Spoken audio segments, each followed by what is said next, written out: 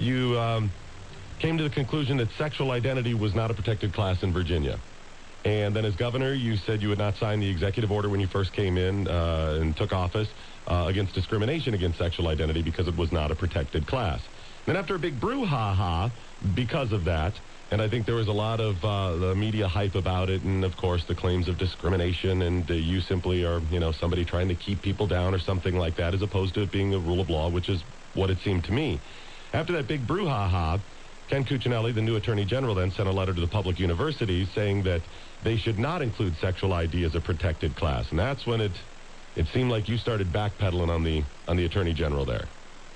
No, that's not at all what happened. I issued an executive order my first couple of weeks in office specifically removing sexual orientation from the classifications that would essentially have the force of law and create new remedies for someone that I think only can be created by the General Assembly. And that was my opinion 4 years ago, that I felt I ought to follow as governor. Sure. And that is that Governor Kane couldn't include it in there as well, because only the Virginia General Assembly has the authority to amend the Virginia Human Rights Act, which is the law that creates discrimination policy. And so an executive order that included a class that's not in the statute would be a violation of the separation of powers. You can't have the executive branch do what only the General Assembly can do. So that was my executive order back in January. What I did with this executive directive is I am, as the governor, am also the chief personnel officer for the citizens of Virginia. And all I wanted to do was to assure our state employees that we would not have discrimination based on race, sex, sexual orientation, creed, religion.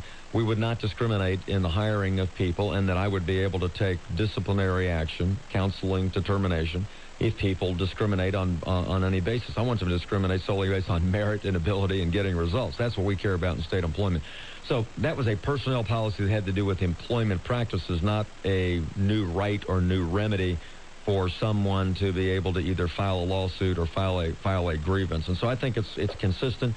I think the Attorney General's view of the law was exactly the same as mine in my executive order. They work consistently, and I think after I put that out, the Attorney General said he understood my policy and that it was consistent with federal case law in terms of discrimination. So I think that brouhaha is done. Okay. We are not going to have a government that discriminates against people, other than the fact we want the very best and brightest people to come in and work in state government to get things done. So aside from abilities, your ability to do the job, effectively, the merits that you have, there will be no discrimination in the Commonwealth of Virginia. Yeah, and that's the way it's been for decades under Republican and Democrat governors. I've looked at some of the numbers. There's very, very few complaints on any basis, whether it's covered in the Human Rights Act or any other basis. We have a very good management team overall in Virginia, and I'm going to continue that so I can bring the best people in the state government. Generally speaking, I know you don't know until you find out all the ins and outs, but generally speaking, if the General Assembly were to bring you a law that would include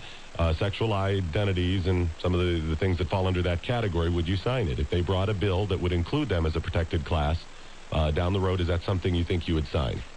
First of all, I don't know that we need it. Okay. Based on the numbers that I've seen, there really isn't any rampant discrimination on any basis in Virginia.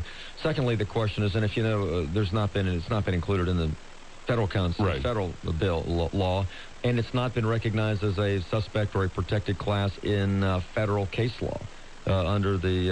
It is in housing. Is it in federal housing laws? Well, there may be some, but I'm talking about overall as a basis for employment discrimination.